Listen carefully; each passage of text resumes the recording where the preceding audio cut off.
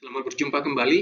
Pada sesi ini kita akan membahas tentang iman dan teologi. Karena itu kita akan memulai bertanya tentang apa itu iman. Nah, tentu ini harus kita ambil dari Alkitab karena kita belajar teologi Kristen.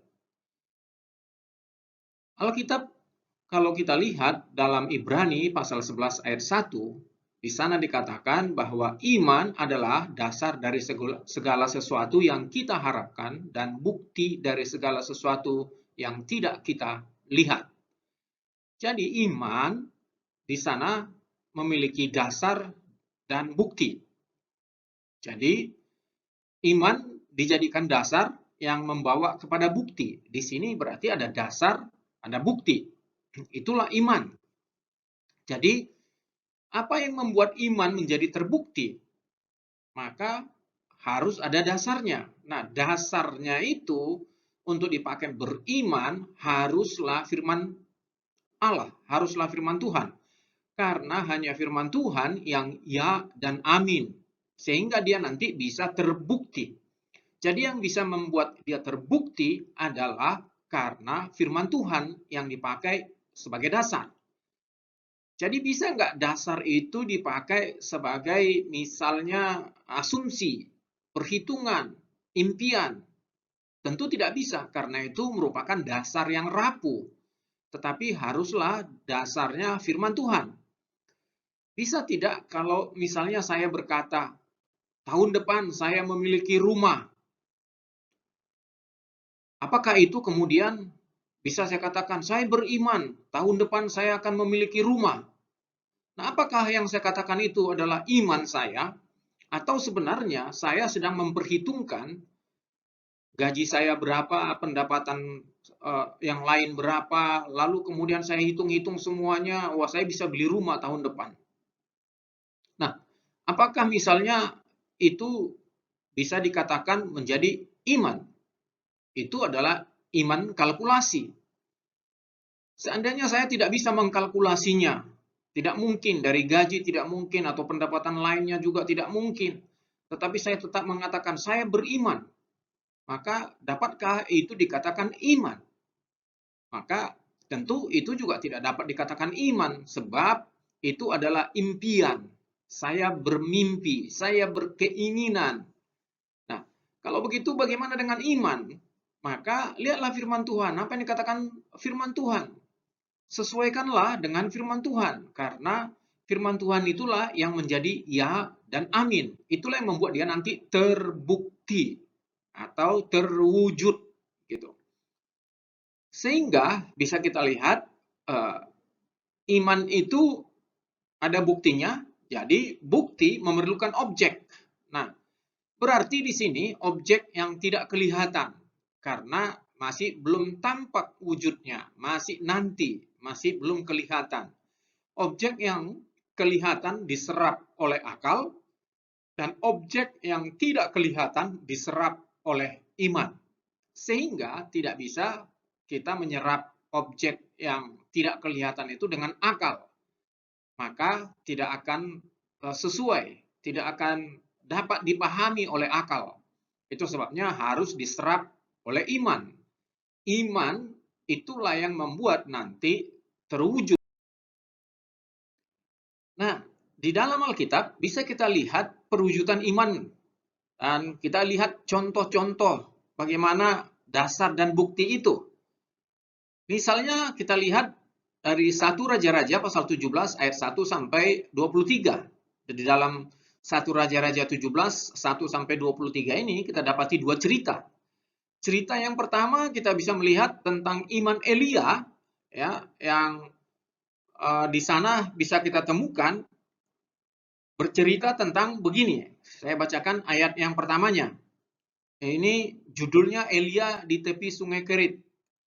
Lalu berkatalah Elia, orang Tisbe dari Tisbe Gilead kepada Ahab, demi Tuhan yang hidup, Allah Israel, yang kulayani, sesungguhnya tidak akan ada embun atau hujan pada tahun-tahun ini kecuali kalau ku katakan. Kecuali kalau ku katakan. Nah, di sini bisa kita lihat mengapa Elia bisa berani mengatakan tidak akan ada hujan atau embun kecuali kalau ku katakan. Apakah dia Tuhan yang bisa mendatangkan hujan atau embun? Tentu tidak, dia manusia.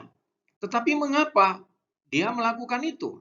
Nah, kalau kita lihat apa yang dilakukan Elia, ini ada juga di dalam Alkitab. Kalau kita lihat cerita di dalam satu raja-raja, di sana ada cerita tentang Salomo. Ketika berdoa, di dalam doanya itu Salomo berdoa, Tuhan, kalau orang Israel berdosa kepadamu sehingga engkau tidak menurunkan hujan kepada tanah Israel dan mereka bertobat kembali kepadamu, maka engkau kiranya mendengarkan suara mereka dan mendatangkan atau menurunkan hujan ke atas tanah Israel. Nah, di sana bisa kita lihat bahwa Salomo mengerti ada satu firman Tuhan tentang itu. Nah, tentu Elia juga memahami hal itu. Itulah sebabnya dia bisa berkata seperti itu karena Raja Ahab itu berdosa, membawa orang Israel berdosa sedemikian berdosanya. Sehingga dia berani mengatakan. Nah, di sini bisa kita lihat iman Elia itu didasarkan pada firman Tuhan. Jadi iman itu harus berdasar kepada firman Tuhan. Karena hanya firman Tuhan yang ya dan amin. Sehingga tidak turun hujan pada waktu itu di tanah Israel. Kemudian kita lihat cerita yang kedua, yaitu iman Elia dan janda di Sarfat. Lanjutan dari teks ini, mulai dari ayat 7-nya, ini lebih menarik lagi. Kalau kita lihat di sini, bahwa Elia disuruh Tuhan pergi ke Sarfat. Nah, di sana ia akan dipelihara seorang janda. Nah, janda seperti apa yang mau melihara Elia ini? Apakah janda kaya? Tentu tidak. Dari mana kita tahu? Tidak. Kita bisa melihat satu teks. Ya, 1 Raja-Raja pasal 17 ayat yang ke-11. Di sana dikatakan kepada kita, ayat yang ke-12, saya membacakannya. Perempuan itu menjawab, demi Tuhan Allahmu yang hidup, sesungguhnya tidak ada roti padaku sedikit pun. Nah, bagaimana mungkin janda kaya? Nggak ada roti sedikit pun, kecuali segenggam tepung dalam tempayan dan sedikit minyak dalam buli-buli. Dan sekarang aku sedang mengumpulkan 2-3 potong kayu api, kemudian aku mau pulang dan mengolahnya bagiku dan bagi anakku.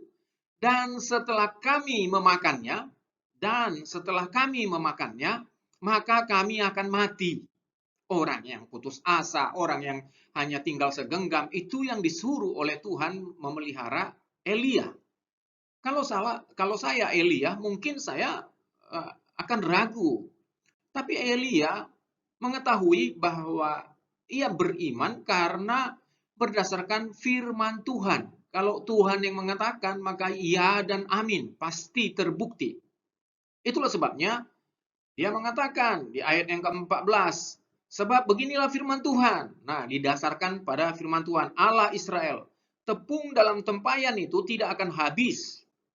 Dan minyak dalam buli-buli itu pun tidak akan berkurang sampai pada waktu Tuhan memberi hujan ke atas muka bumi.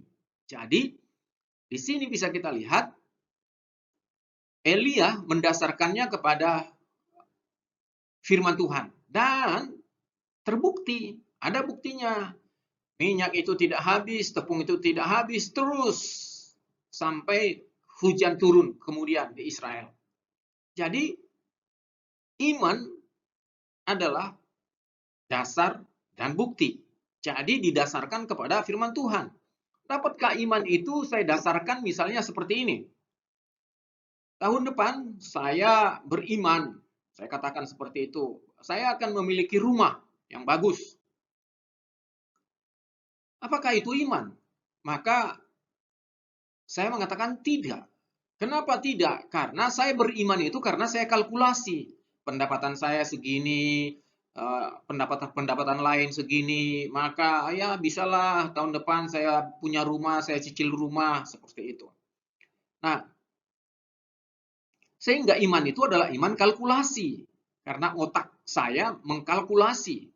Ada lagi misalnya seperti ini. Saya beriman tahun depan saya memiliki rumah. Pokoknya tahun depan saya imani, saya klaim, saya imani. Apakah itu iman? Tentu tidak. Karena itu adalah impian saya, keinginan saya.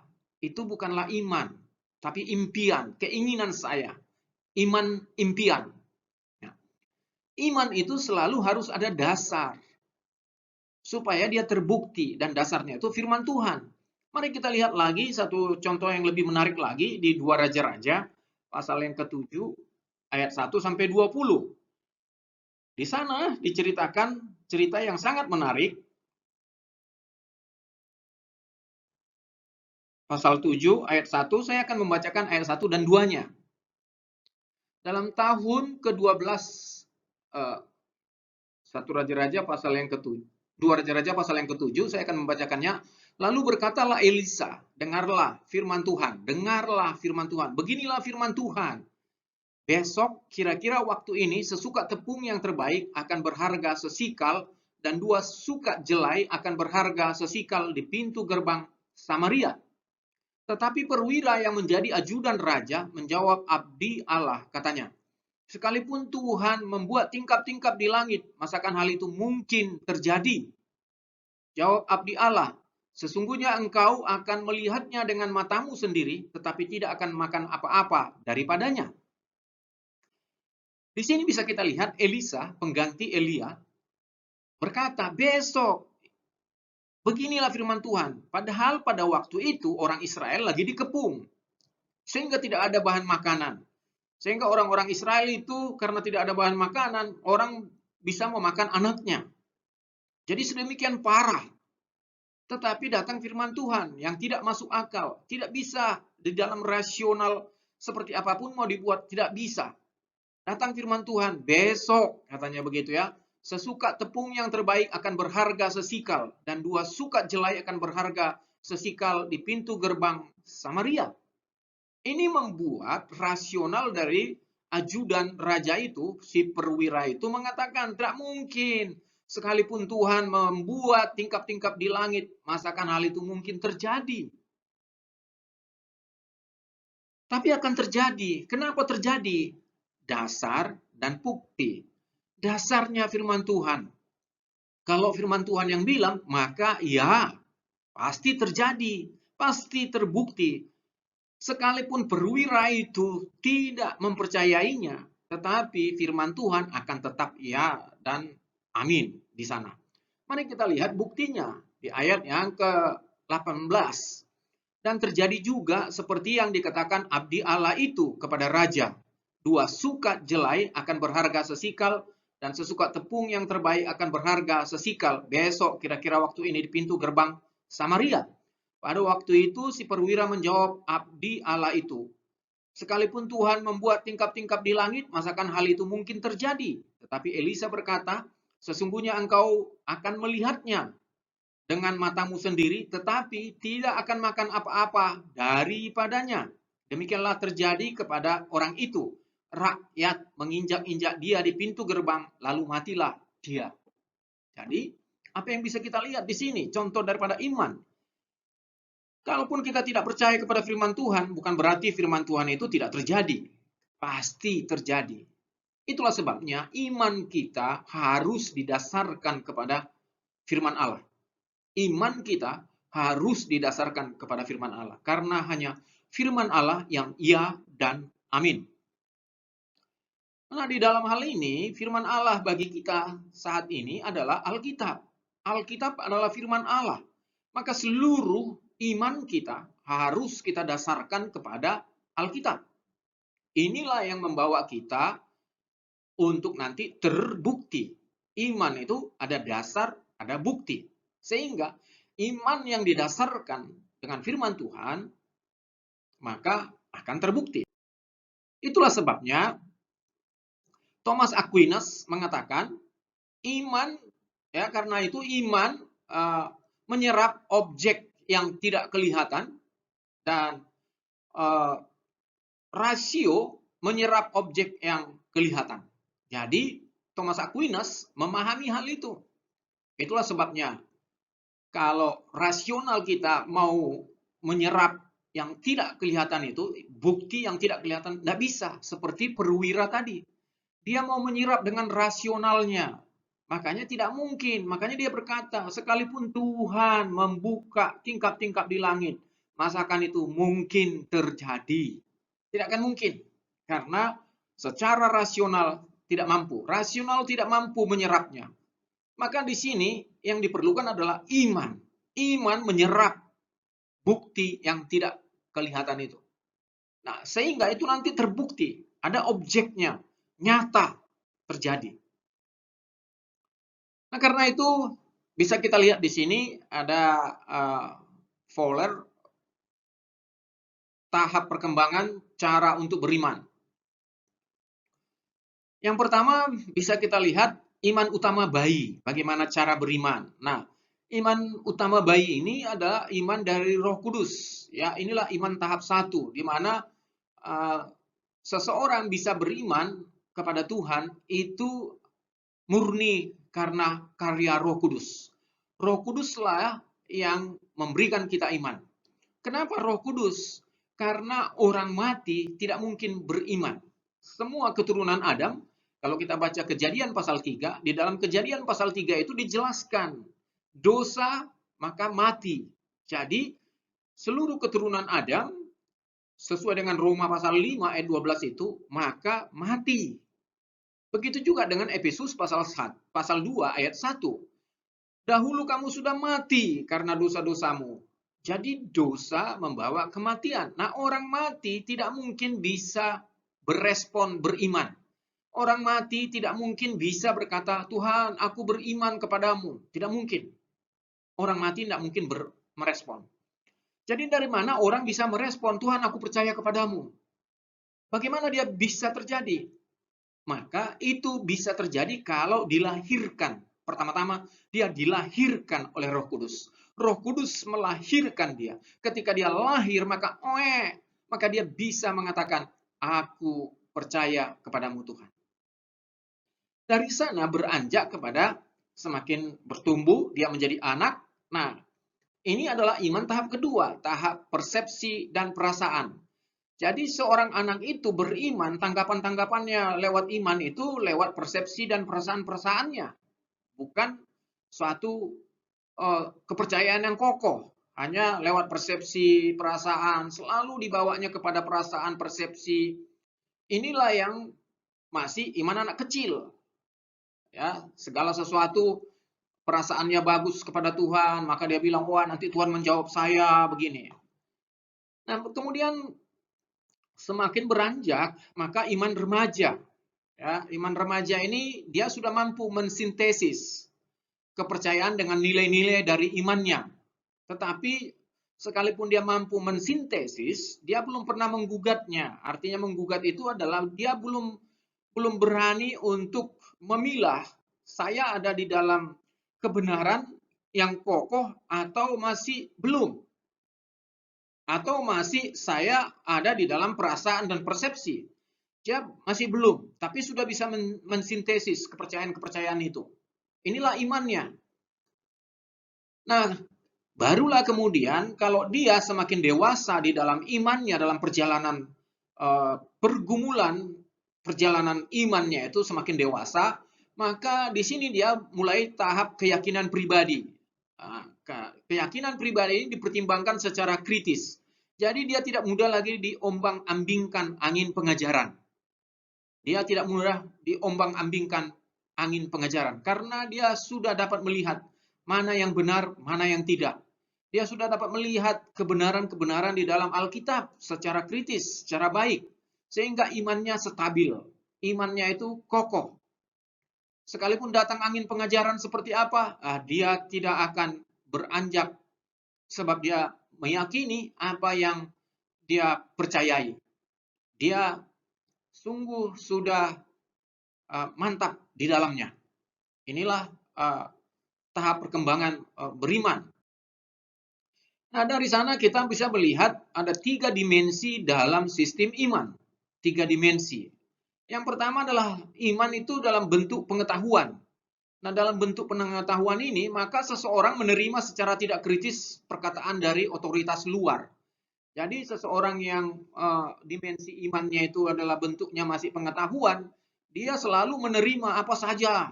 Misalnya dia baca buku, ketika membaca buku, nah buku itu langsung dia terima begitu saja. Dia mendengar khotbah, kemudian dia terima begitu saja. Karena apa? Belum bisa secara kritis, ya, masih menerima otoritas dari luar. Nah, jika seperti ini seseorang, maka seharusnya dia perlu mendengarkan seorang pengkhotbah yang memiliki iman yang baik, yang memiliki pengetahuan Alkitab yang kritis dan stabil, ya, sehingga imannya sungguh-sungguh menjadi dasar yang baik sekalipun masih dari otoritas luar.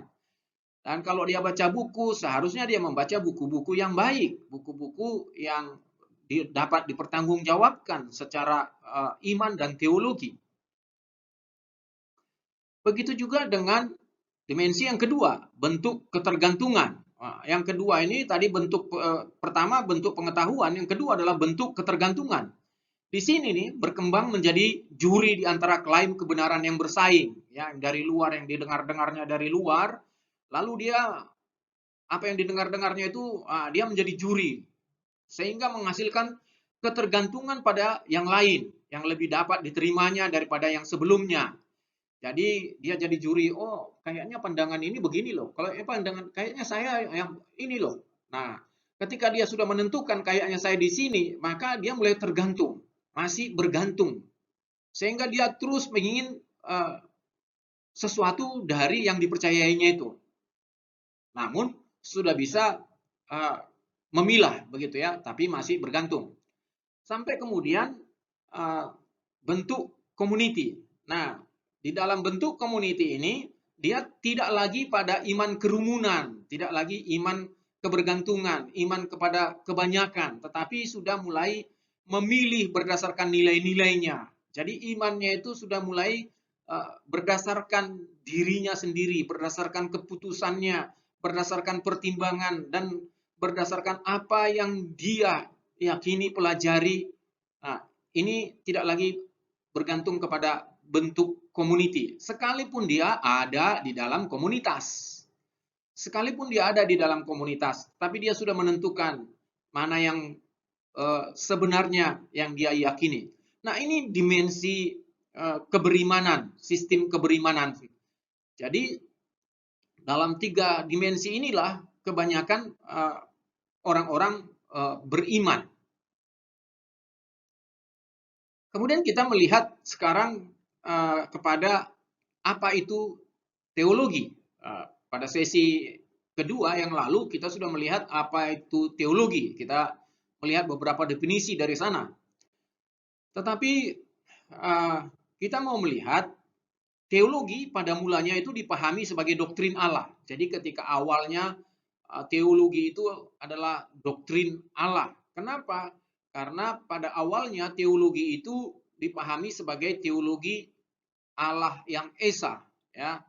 Nah, maka selalu berbicara kepada doktrin Allah. Namun sesuai dengan perkembangan, lalu ada tokoh-tokoh seperti Peter Abelard dan Gilbert dari Universitas Paris misalnya, mereka mengembangkannya sehingga bukan hanya doktrin Allah, tetapi keseluruhan doktrin Kristen. Jadi bukan hanya doktrin Allah, juga sudah termasuk dengan doktrin manusia di sana untuk menjawab tantangan antropologi, psikologi. Jadi ada doktrin manusia, ada beberapa macam doktrin, ya. Nah, kemudian Karl Rahner dia mengatakan bahwa teologi merupakan penyelidikan kepercayaan atau praktek keagamaan Kristen. Pengetahuan tentang penjelasan wahyu ilahi yang diterima dan dipegang dalam iman. Jadi teologi itu berarti berkaitan dengan iman yang diterima dan dipegang dalam iman. Ya. Jadi diterima karena apa? penyelidikan, diselidiki. Alkitab kita selidiki. Dasar teologi kita haruslah Alkitab. Seperti yang sudah kita bahas pada sesi-sesi yang lalu. Dasarnya adalah Alkitab. Dari Alkitab itulah kita selidiki, lalu kemudian kita terima dan kita pegang dalam iman. Jadi berarti teologi erat kaitannya dengan. Kemudian kita lihat teologi integratif.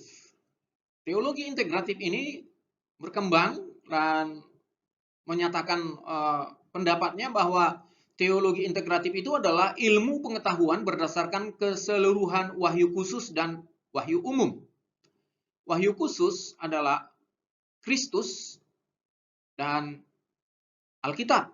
Dan wahyu umum itu adalah alam semesta dan hati nurani manusia. Lalu mengembangkan serangkaian keyakinan yang komprehensif dari sana dan tidak bertentangan mengenai topik-topik penting bagi kehidupan dan pelayanan Kristen. Jadi itu didasarkan wahyu khusus dan wahyu umum, dan kemudian dari sana dikembangkan keyakinan-keyakinan yang komprehensif untuk membahas topik-topik yang penting bagi kehidupan dan pelayanan Kristen. Inilah teologi integratif. Nah, karena itu maka diperlukan 3 alat uji dalam teologi integratif ini, yaitu mengembangkannya itu tidak kontradiksi satu dengan yang lain. Kalau dia kontradiksi, maka itu bukanlah teologi yang valid, yang absah. Lalu kemudian didukung oleh bukti yang memadai. Jadi membangun teologi itu harus ada bukti-bukti, harus ada dasar yang baik, yang memadai. Dan kemudian dapat diteguhkan tanpa kemunafikan. Artinya itu teologi yang dibangun itu dapat dilakukan, dapat dijawantahkan tanpa kita harus menjadi seorang munafik. Maka itulah teologi integratif. Itulah teologi yang baik. Nah, karena itu berarti teologi integratif ini pun berarti menyangkut kepada iman. Karena dapat diteguhkan tanpa kemunafikan, berarti di sana ada bermain iman, didasarkan kepada iman yang baik, yang berdasar. Maka berarti belajar teologi harus diawali dengan iman kepada Allah Tritunggal. Lihat misalnya kasus Nikodemus. Cerita Nikodemus dengan Tuhan Yesus. Tuhan Yesus bilang seseorang tidak dapat melihat kerajaan Allah kalau ia belum dilahirkan kembali. Tetapi Nikodemus, pengajar Israel ini, dia mengatakan, dapatkah seorang yang sudah tua masuk kembali ke dalam rahim ibunya?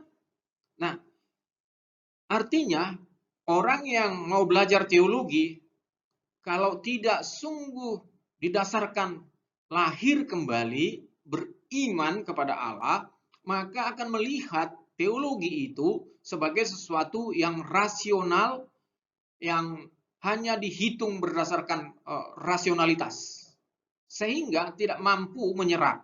Disinilah bisa kita lihat bagaimana iman itu adalah menyerap apa yang tidak kelihatan, dan rasio itu menyerap apa yang kelihatan. Jadi kalau dibuat rasio itu mau menyerap yang tidak dapat kelihatan, maka tidak dapat dilakukan. Itulah sebabnya mengapa Nikodemus gagal memahami apa yang dikatakan oleh Yesus. Perlu dilahirkan kembali. Sehingga tujuan belajar teologi dapat kita pahami membawa seseorang atau membawa seorang Kristen mencapai tingkat pertumbuhan yang sesuai dengan kepenuhan Kristus. Inilah tujuan belajar teologi. Kenapa membawa seorang Kristen mencapai tingkat pertumbuhan yang sesuai dengan kepenuhan Kristus? Karena kalau kita lihat, Alkitab menceritakan Kristus itu dari kitab Kejadian sampai kepada kitab Wahyu. Di kitab Kejadian, Kristus sudah dijanjikan, dan di kitab Wahyu juga Kristus akan memerintah. Sehingga itu berarti tujuan belajar teologi membawa seseorang atau membawa seorang Kristen mencapai tingkat pertumbuhan yang sesuai dengan kepenuhan Kristus. Nah, karena itu tujuannya membawa seorang Kristen mencapai tingkat pertumbuhan yang sesuai dengan kepenuhan Kristus, maka ini juga membawa iman seseorang semakin bertumbuh. Semakin dia mencapai pertumbuhan yang sesuai dengan kepenuhan Kristus, maka imannya juga akan semakin meningkat. Jadi, teologi dan iman ada relasinya di sini bisa kita lihat. Tidak bergerak sendiri-sendiri. Semakin orang bertumbuh sesuai dengan kepenuhan Kristus, maka imannya pun akan semakin bertumbuh. Iman yang semakin bertumbuh, maka orang itu pun akan semakin bertumbuh dalam kepenuhan Kristus.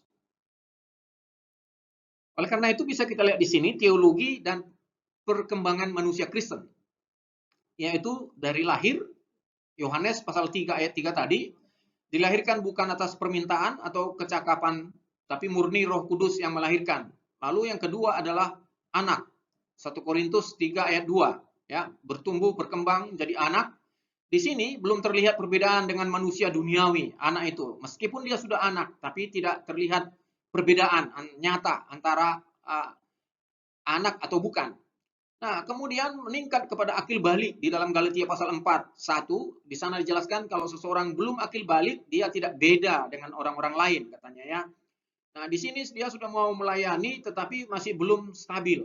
Lalu kemudian dewasa dalam Efesus itu mencapai taraf kedewasaan penuh, mampu berpegang pada kebenaran, tidak diombang-ambingkan lagi angin-angin pengajaran. Dia sudah stabil. Sampai nanti kemudian penyempurnaan, bertemu dengan Kristus dalam pemuliaan bersama dengan Kristus. Sampai di sini kita bertemu kembali pada sesi berikutnya. Lihat misalnya